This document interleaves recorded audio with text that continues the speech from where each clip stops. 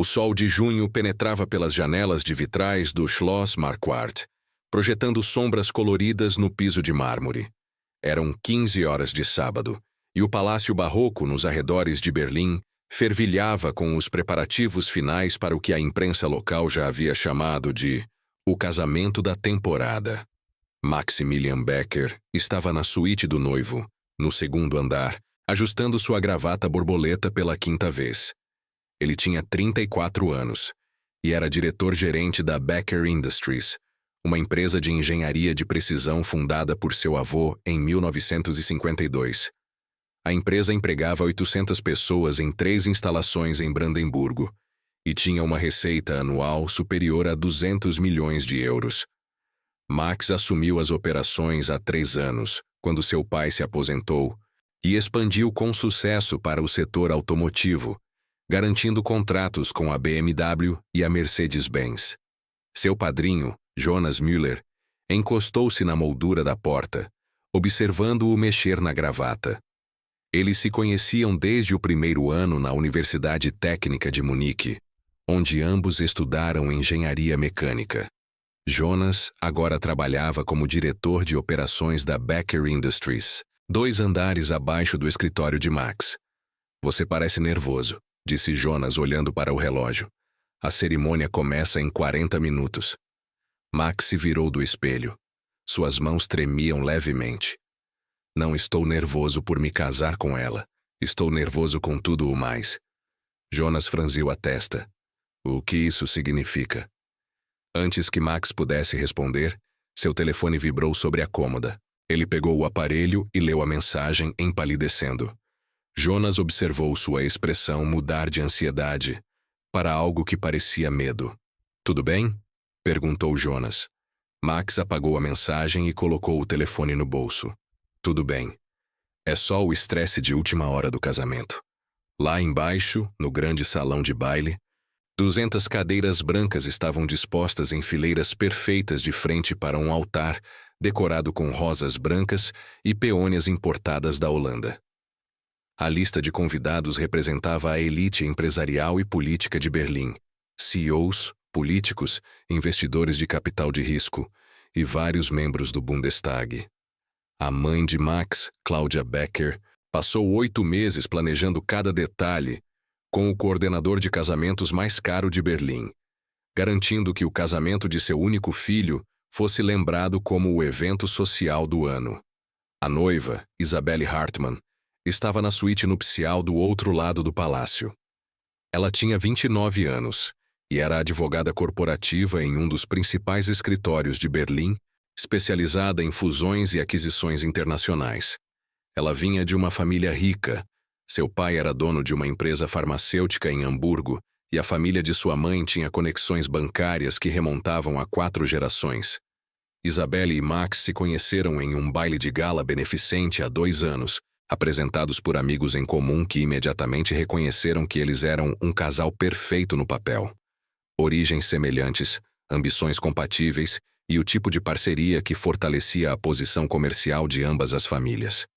A dama de honra de Isabelle, sua irmã Cristina, a ajudava a vestir o vestido de noiva, um vestido de seda feito sob medida por um estilista de Berlim que exigiu 6 provas ao longo de 4 meses. O vestido era elegante e tradicional, com mangas compridas de renda e uma cauda longa. "Você está perfeita", disse Cristina, recuando para admirar o resultado final. Isabelle se olhou no espelho de corpo inteiro. Ela realmente estava perfeita.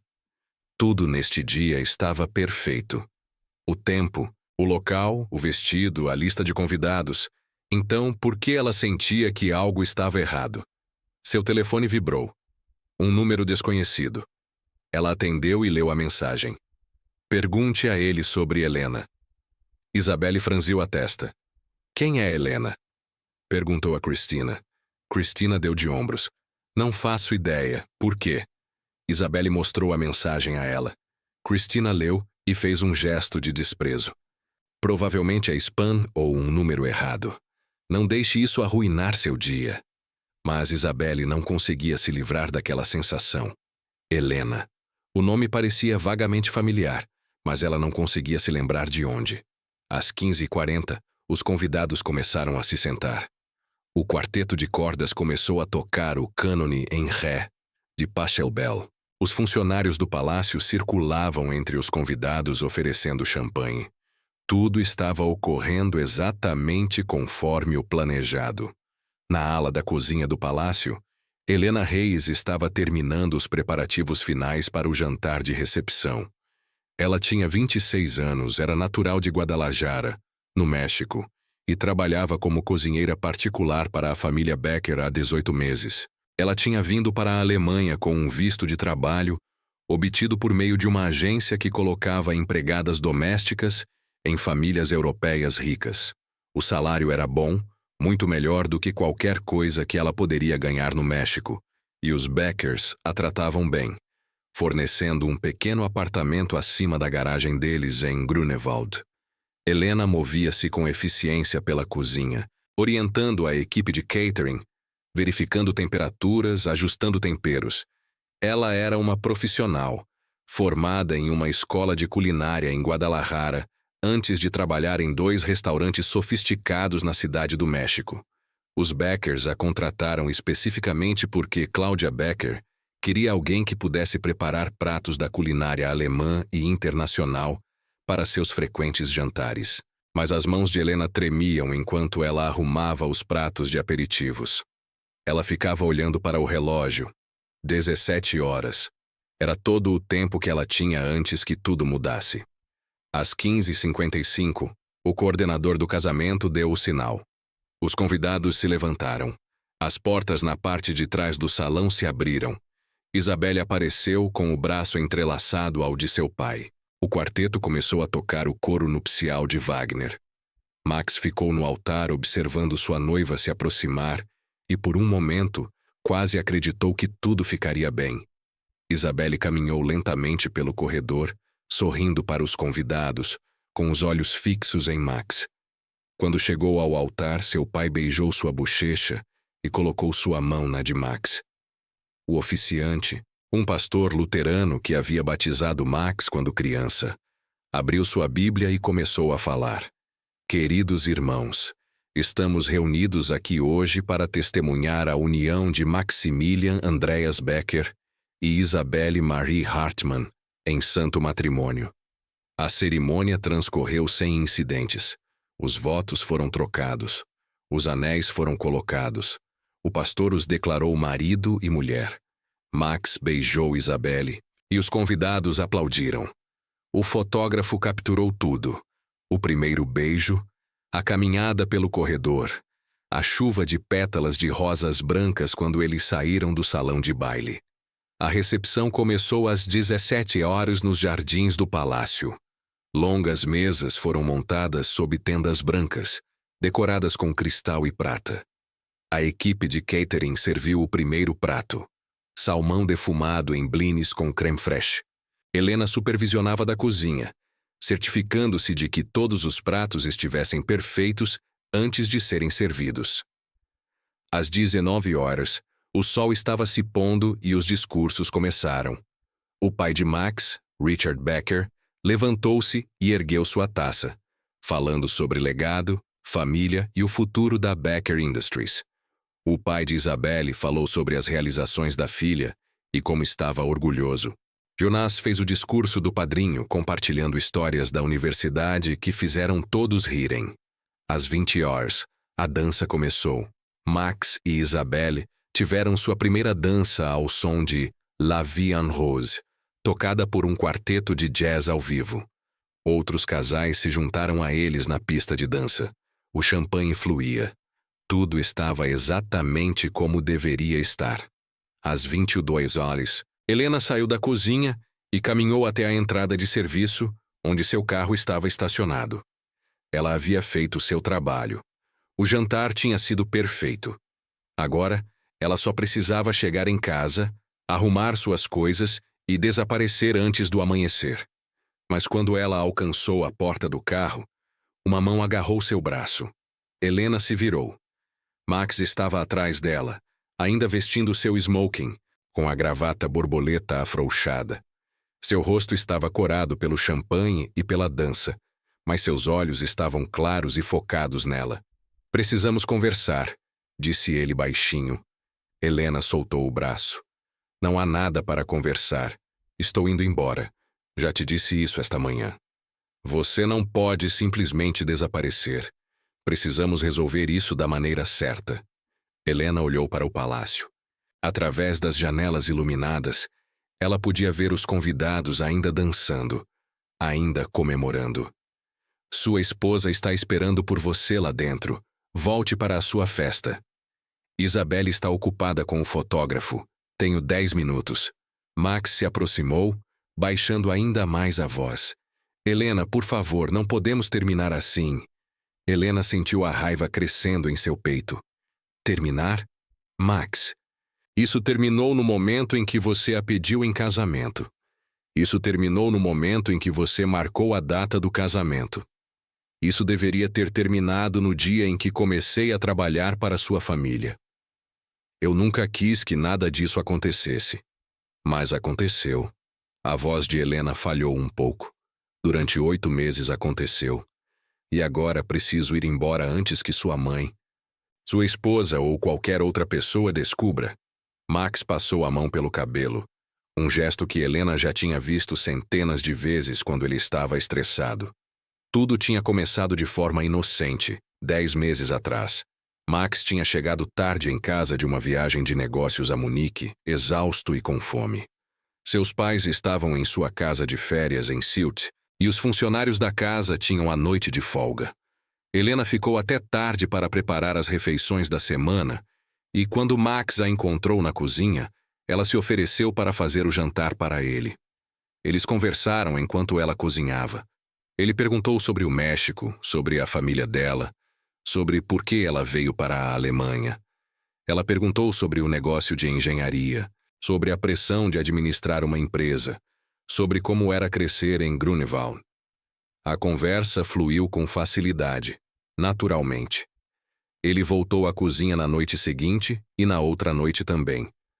Em 2 semanas, eles estavam se encontrando deliberadamente, depois que todos tinham ido dormir. O primeiro beijo aconteceu no final de setembro na cozinha, às 2 da manhã.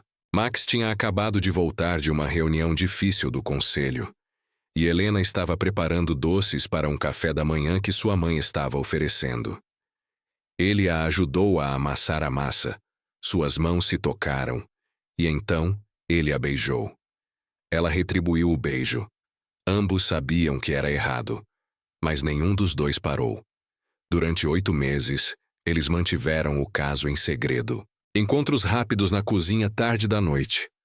Momentos roubados no apartamento da garagem quando seus pais estavam viajando. Mensagens de texto apagadas imediatamente após serem lidas. Eles eram cuidadosos, sempre cuidadosos. Max já namorava Isabelle naquela época, um relacionamento que havia sido incentivado por ambas as famílias. Mas ele continuou vendo Helena mesmo assim. Eu deveria ter dito aos meus pais que não queria me casar com ela, disse Max agora, com a voz cheia de arrependimento. Eu deveria ter sido honesto desde o início. Seus pais nunca teriam me aceitado, disse Helena secamente. Uma cozinheira mexicana com visto de trabalho? Seja realista, Max. Sua mãe já me trata como se eu fosse invisível. Você consegue imaginar o que aconteceria se tentasse me levar a um dos seus jantares de negócios? Você é mais do que uma cozinheira. Você sabe disso. Para você, talvez. Para todos os outros, sou a empregada. Helena tirou as chaves do carro da bolsa. Vou voltar para o México. Já comprei minha passagem de avião para amanhã de manhã. Deixei minha carta de demissão na mesa da sua mãe. O rosto de Max empalideceu. Amanhã? Você vai embora amanhã? Não há motivo para ficar. E nós, e tudo o que conversamos? Helena sentiu lágrimas queimando atrás dos olhos, mas se recusou a deixá-las cair. Isso era fantasia, Max. Conversas tarde da noite que não significavam nada à luz do dia. Você é casado agora. Vá ficar com sua esposa. Ela abriu a porta do carro, mas Max colocou a mão nela impedindo-a de fechá-la.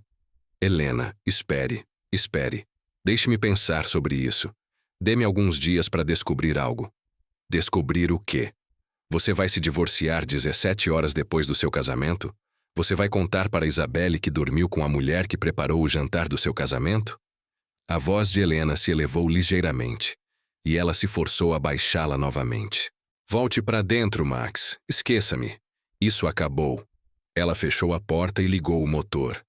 Max deu um passo para trás, observando impotente enquanto ela se afastava do palácio, com as luzes traseiras desaparecendo na alameda arborizada. Helena dirigiu pelas ruas escuras de Potsdam, com as mãos firmemente agarradas ao volante. Ela tinha feito a coisa certa. Ela tinha terminado tudo de forma limpa. Amanhã, a essa hora, ela estaria em um voo de volta para Guadalajara, e todo esse capítulo de sua vida teria acabado. Mas, ao entrar na pequena área de estacionamento atrás da casa dos Becker em Grunewald, ela percebeu que algo estava errado. A luz do seu apartamento acima da garagem estava acesa. Ela sempre desligava as luzes quando saía. Sempre. Helena subiu as escadas externas lentamente, com o coração batendo mais rápido. A porta do seu apartamento estava entreaberta. Ela a empurrou e entrou. O apartamento havia sido revistado. Suas gavetas estavam abertas, seu armário havia sido revirado. Sua mala estava aberta sobre a cama com roupas espalhadas ao redor. Alguém estava procurando por algo. Helena ouviu um passo atrás dela. Ela começou a se virar, mas algo duro atingiu a parte de trás de sua cabeça. A dor explodiu em seu crânio. Ela caiu para a frente, sua visão ficando embaçada. Ela tentou rastejar em direção à porta, mas outro golpe veio, e depois outro.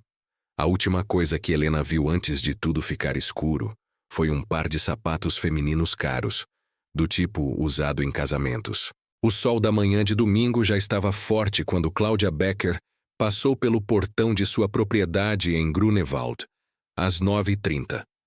Ela havia passado a noite no Schloss Marquardt, com vários convidados de fora da cidade, mas agora precisava voltar para casa para supervisionar a limpeza e coordenar a devolução dos equipamentos alugados. O casamento tinha sido perfeito, exatamente como ela havia planejado, e ela se sentia satisfeita ao entrar na garagem circular. Ela percebeu que o carro de Helena estava estacionado atrás da garagem. Isso era incomum. Helena normalmente estacionava na área designada para funcionários, ao lado da propriedade. Cláudia franziu a testa, irritada com esse pequeno desvio do protocolo. Ela subiu as escadas externas até o apartamento da garagem, com a intenção de lembrar Helena sobre os procedimentos adequados de estacionamento. A porta estava aberta. Cláudia bateu 2 vezes e entrou. Helena, você está... Ela parou. O apartamento estava um caos. Gavetas abertas, roupas espalhadas por toda parte, móveis virados.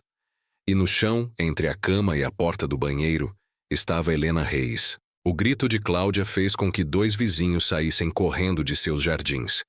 Um deles, um médico aposentado chamado Holger Stahl, subiu as escadas e imediatamente verificou o pulso. Não havia pulso. O corpo de Helena estava frio.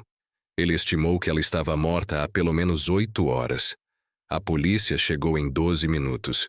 Os primeiros policiais a chegar ao local isolaram o apartamento e chamaram os detetives. Às 10h15, o criminal Hauptkommissar Andreas Voss, da Polícia Criminal do Estado de Berlim, estava no pequeno apartamento, examinando a cena. Voss tinha 48 anos e era um detetive veterano com 22 anos de experiência na divisão de homicídios. Ele era metódico, paciente e conhecido por resolver casos que outros detetives haviam desistido. Ele caminhou lentamente pelo apartamento, observando cada detalhe. A vítima havia sido atingida várias vezes na nuca com um objeto contundente. O médico legista confirmaria a causa exata da morte. Mas Voss podia ver que se tratava claramente de um homicídio. Havia ferimentos defensivos nas mãos de Helena, sugerindo que ela havia tentado se proteger. O apartamento mostrava sinais de ter sido revistado, mas nada aparentemente importante parecia estar faltando. Sua carteira ainda estava na bolsa, contendo 280 euros em dinheiro. Seu laptop estava intacto sobre a mesa. Descubra tudo sobre ela, disse Voss à sua parceira, criminal comissária Petra Braun.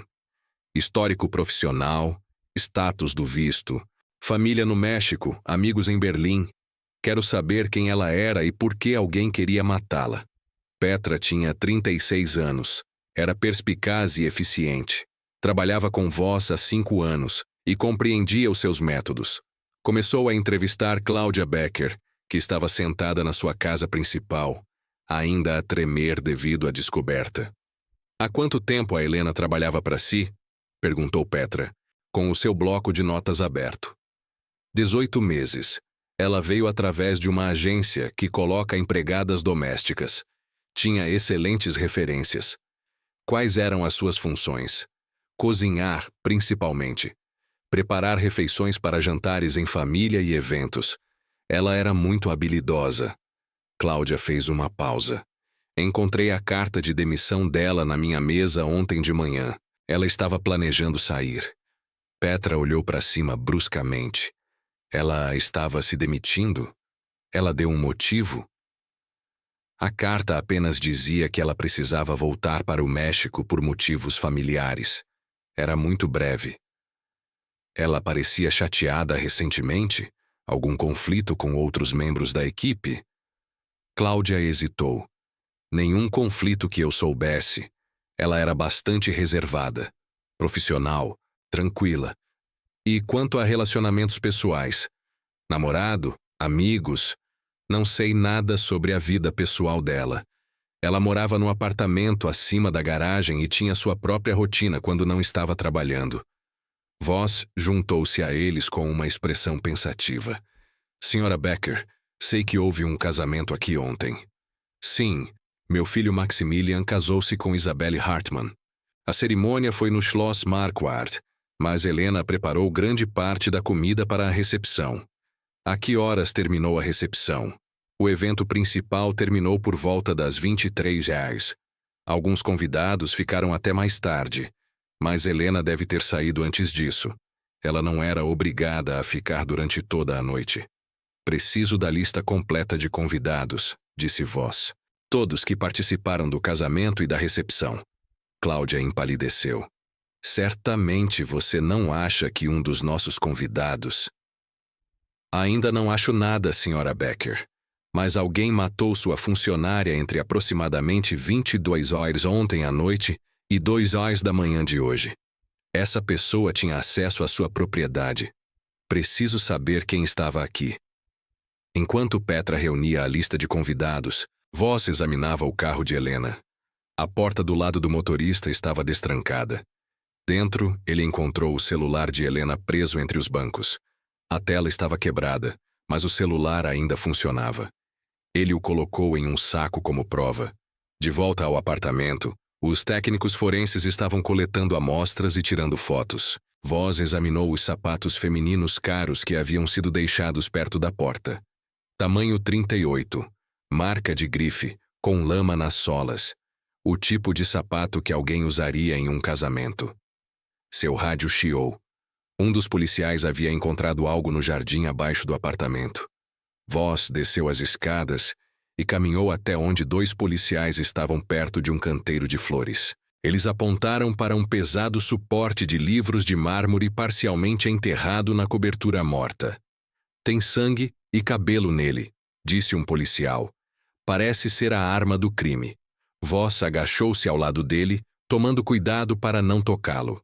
O suporte de livros era caro, provavelmente da casa dos Becker. Alguém o havia pegado, usado para matar Helena e, em seguida, tentado escondê-lo no jardim. Embale-o, ordenou Voss. E revistem toda a propriedade. Quero todas as provas possíveis. Ao meio-dia, Max e Isabelle foram notificados. Eles chegaram juntos à casa dos Grunewald, ainda vestindo roupas casuais da noite de núpcias. O rosto de Max estava pálido quando Voss os encontrou na sala de estar. Lamentamos muito sua perda, começou Voss. Entendo que Helena trabalhava em estreita colaboração com sua família. Max assentiu, incapaz de falar. Isabelle sentou-se ao lado dele, com a mão em seu braço, sua expressão apropriadamente sombria. Quando você viu Helena pela última vez? Perguntou Voss. A garganta de Max ficou apertada. Durante a recepção, ela estava supervisionando a equipe da cozinha. Você falou com ela? Uma pausa. Brevemente, apenas para agradecer pelo trabalho dela. A que horas foi isso? Não tenho certeza. Talvez às 21 horas. Voss anotou isso. E você, Sra. Becker? Quando foi a última vez que a viu? Isabelle pensou cuidadosamente. Eu a vi na cozinha por volta das 20 horas. Ela estava supervisionando o serviço de sobremesas. Algum de vocês notou algo incomum em seu comportamento? Ela parecia chateada ou preocupada. Ambos balançaram a cabeça negativamente. Voss os observou atentamente, notando as mãos trêmulas de Max e o modo como Isabelle apertou o braço do marido. Mais uma pergunta, disse Voss. Algum de vocês sabe por que Helena estava planejando voltar para o México? Max sentiu a boca secar. A mão de Isabelle apertou seu braço, as unhas dela cravando-se levemente em sua pele através da camisa. Ele se forçou a encarar o olhar firme de Voss. Não, disse Max. Eu não tinha ideia de que ela estava indo embora. Isabelle acrescentou rapidamente. Nós não a conhecíamos pessoalmente. Ela trabalhava para os pais de Max. Voss assentiu lentamente fazendo uma anotação. Entendo. Obrigado a ambos. Podemos ter mais perguntas mais tarde. Depois que eles saíram, Voss virou-se para Petra. O marido está mentindo. Você viu como ele reagiu quando perguntei sobre o México? Eu vi, confirmou Petra. O que você quer fazer? Pegue os registros telefônicos de Helena. Mensagens de texto, chamadas, tudo. E quero saber mais sobre os movimentos de Maximilian Becker ontem à noite. Na segunda-feira à tarde, Petra já tinha os registros telefônicos. Ela encontrou Voss em seu escritório na sede da polícia em Tempelhof e colocou a impressão em sua mesa. Olhe isso, disse ela, apontando para um número que aparecia repetidamente nos últimos 8 meses. 856 ligações e mais de 2.000 mensagens de texto entre Helena Reis e Maximilian Becker. A última troca de mensagens foi no sábado à noite, às 22h04. Voss leu as mensagens finais. Helena. Vou embora amanhã. Não entre em contato comigo novamente. Max. Por favor, precisamos conversar sobre isso direito. Helena. Não há nada para conversar. Acabou. Eles estavam tendo um caso, disse Voss baixinho. Bem debaixo do nariz dos pais dele. Durante o noivado e os preparativos para o casamento. E veja isso. Petra mostrou-lhe outra mensagem, enviada no sábado de manhã para Helena por um número desconhecido. Pergunte a ele sobre Helena. A mesma mensagem foi enviada para o celular de Isabelle às 15h35, momentos antes do início da cerimônia de casamento. Alguém sabia do caso e estava tentando expô-lo, disse Voss. Precisamos rastrear esse número. O número desconhecido pertencia a um telefone pré-pago, comprado em dinheiro em uma loja de eletrônicos em Charlottenburg. As imagens de segurança da loja mostravam uma mulher de óculos escuros e lenço na cabeça comprando o telefone na tarde de sexta-feira. As imagens eram granuladas, mas Petra achou que reconhecia algo na postura da mulher, em seu físico. Faça o reconhecimento facial mesmo assim, ordenou Voss. E traga Maximilian Becker para uma entrevista formal, amanhã de manhã, às 9h. Naquela noite, Voss visitou o Schloss Marquardt para falar com a coordenadora do casamento, Sabine Hoffmann. Ela havia organizado todos os detalhes do evento e mantinha registros meticulosos. Preciso saber quem teve acesso às áreas de serviço, explicou Voss. Sabine pegou seu tablet. A equipe de catering, os músicos, o fotógrafo, o florista e, claro, a família e os convidados do casamento. Os noivos tinham suítes no segundo andar. A suíte da noiva ficava na ala leste. Você notou alguém saindo mais cedo? Alguém que parecesse chateado ou deslocado? Sabine pensou cuidadosamente. A noiva saiu várias vezes durante a recepção. Lembro-me porque fiquei preocupada que ela pudesse estar se sentindo mal. Ela disse que precisava de ar, mas parecia tensa. A que horas foi isso? A primeira vez foi por volta das 20h30. Depois, novamente por volta das 21h45. Voss fez uma anotação. Para onde ela foi? Em direção à área de estacionamento. Presumi que ela estivesse atendendo uma ligação ou apenas se afastando da multidão por um momento. O laudo forense chegou na terça-feira de manhã. O sangue no suporte de livros de mármore correspondia ao de Helena Reis. As impressões digitais no suporte pertenciam a Isabelle Hartmann Becker, e as fibras encontradas no corpo de Helena correspondiam ao tecido do vestido de grife que Isabelle usara na recepção do casamento. Voss olhou para Petra do outro lado da mesa. Obtenha um mandado para a prisão de Isabelle Becker e peça aos policiais para revistarem a casa do casal e os 2 veículos deles. Você acha que ela descobriu o caso e enlouqueceu? Acho que ela recebeu aquela mensagem anônima antes do casamento. Passou a noite observando o novo marido e descobriu tudo. Então, ela seguiu Helena até a casa dela e a matou. Mas quem enviou a mensagem? Quem sabia do caso? Voss recostou-se na cadeira. Isso é o que ainda precisamos descobrir. 2 veículos policiais sem identificação pararam em frente ao luxuoso prédio de apartamentos em Charlottenburg, onde Max e Isabelle planejavam morar após retornarem de sua lua de mel adiada.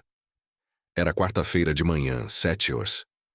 Voss e Petra conduziram 4 policiais para dentro do prédio e pegaram o elevador até o 6º andar. Max atendeu a porta vestindo calças de pijama e camiseta, com os cabelos despenteados. O que está acontecendo? Temos um mandado de prisão para sua esposa, disse Voss, mostrando-lhe o documento. Onde ela está? Isabelle apareceu atrás de Max, já vestida com calças escuras e uma blusa de seda. Seu rosto estava sereno, quase calmo. Estou aqui. Isabelle Hartmann Becker, você está presa pelo assassinato de Helena Reis. Petra leu seus direitos enquanto outro policial colocava algemas nos pulsos de Isabelle. O rosto de Max ficou pálido. Isso é loucura. Ela não matou ninguém. Ela ficou comigo a noite toda. Não, ela não ficou, disse Voss. As imagens de segurança do Schloss Marquardt mostram ela saindo da recepção às 21h47. Seu carro foi registrado pelas câmeras de trânsito na rota para Grunewald, às 22h03, retornando às 23h18. E as impressões digitais dela estão na arma do crime. Isabelle não disse nada. Ela caminhou calmamente até o elevador, com a cabeça erguida, como se estivesse indo para uma reunião de negócios, em vez de um interrogatório policial. Na delegacia, Isabelle sentou-se em frente a Voss na sala de interrogatório, com seu advogado ao lado. Ela se recusou a falar durante o trajeto e agora mantinha o mesmo silêncio controlado. Suas impressões digitais estão no suporte de livros que matou Helena Reis. Começou Voss. Fibras do seu vestido foram encontradas no corpo dela. Câmeras de trânsito colocam seu veículo na cena do crime. São provas irrefutáveis. O advogado de Isabelle inclinou-se para a frente. Minha cliente não tem nada a dizer neste momento. Mas Isabelle levantou a mão interrompendo-o. Quero fazer uma declaração. Seu advogado começou a protestar, mas ela o interrompeu. Recebi uma mensagem anônima no dia do meu casamento. Dizia, pergunte a ele sobre Helena. No começo, ignorei. Mas durante a recepção, observei Max. Vi como ele olhou para a cozinha. Como ele desapareceu por 15 minutos por volta das 9h30. Quando fui procurá-lo, vi-o lá fora a falar com ela. Com Helena Reis, confirmou Voss. Sim, eles estavam a discutir perto do carro dela. Não consegui ouvir tudo, mas ouvi o suficiente. Ela disse algo sobre partir amanhã, sobre 8 meses, sobre ter acabado. Compreendi imediatamente o que se tinha passado. Então seguiu-a até casa. A expressão composta de Isabelle se quebrou ligeiramente. Dirigi até Grunewald. Fui até o apartamento dela. Queria respostas. Queria entender como meu marido poderia me trair no dia do nosso casamento, Como essa mulher poderia dormir com ele enquanto trabalhava para a família dele? O que aconteceu no apartamento? Ela tentou ir embora. Disse que tinha acabado, que ia voltar para o México, que eu deveria simplesmente esquecer tudo. Mas eu não conseguia esquecer. Você entende? Eu tinha acabado de me casar com ele. Horas antes, na frente de 200 pessoas, eu tinha prometido minha vida a ele.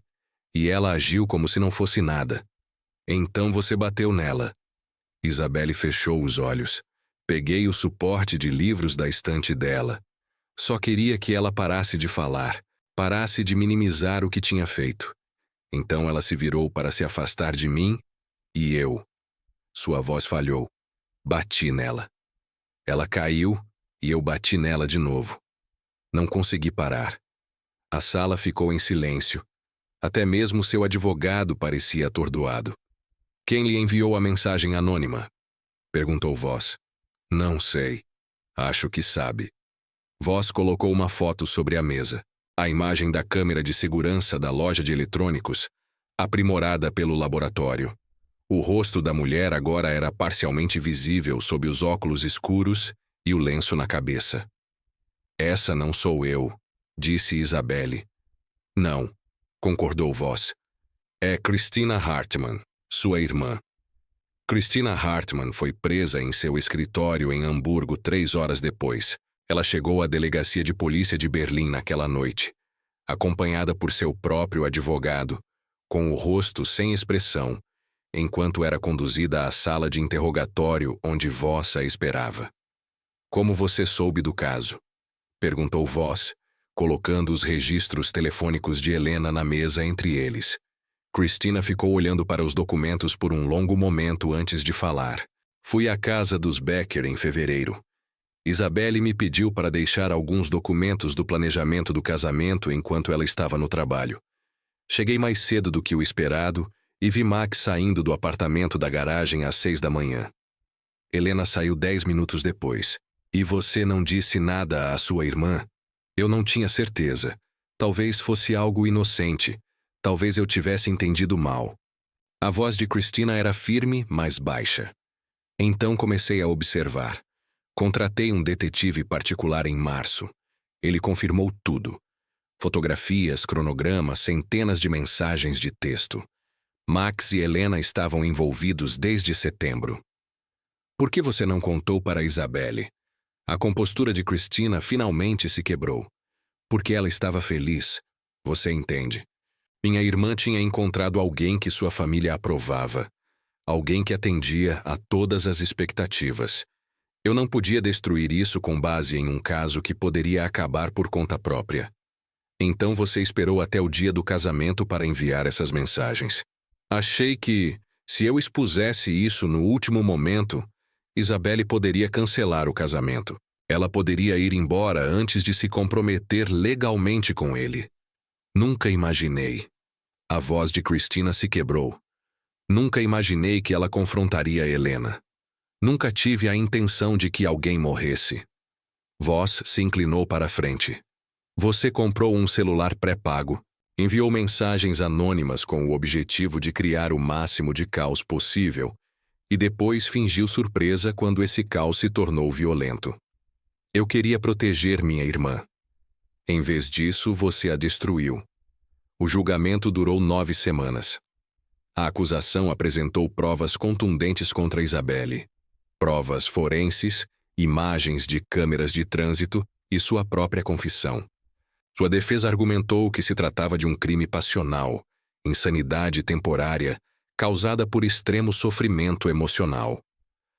O júri deliberou por 14 horas antes de retornar com um veredicto de culpada por homicídio voluntário. Isabelle recebeu 12 anos de prisão. Christina foi acusada como cúmplice e recebeu 3 anos de liberdade condicional por seu papel na criação das circunstâncias que levaram ao assassinato. Max testemunhou no julgamento, com sua carreira já arruinada. O escândalo lhe custou seu cargo na Becker Industries. Seu pai o forçou a se demitir, incapaz de tolerar a vergonha trazida ao nome da família. Os contratos comerciais foram mantidos, Mas Max foi efetivamente expulso da empresa que ajudou a construir. 6 meses após o veredito, Voss estava em seu escritório olhando para o arquivo do caso encerrado. Petra entrou com 2 xícaras de café e sentou-se à sua frente. Algum arrependimento sobre este caso? Ela perguntou. Voss pensou em Helena Reis, que tinha vindo para a Alemanha em busca de oportunidades e encontrado apenas um complicado caso amoroso que acabou com sua vida. Pensou em Isabelle, que passaria seus 30 anos na prisão por um crime cometido em um momento de raiva e traição. Pensou em Christina, cuja tentativa de proteger a irmã tinha conseguido exatamente o oposto. A família de Helena veio de Guadalajara para o julgamento, disse Voss.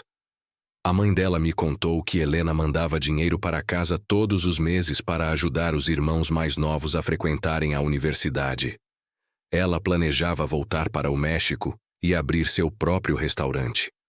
Em vez disso, ela está enterrada em um cemitério em Wedding, a milhares de quilômetros de casa. Voss fechou o arquivo. Nenhuma boa escolha foi feita aqui, por ninguém envolvido.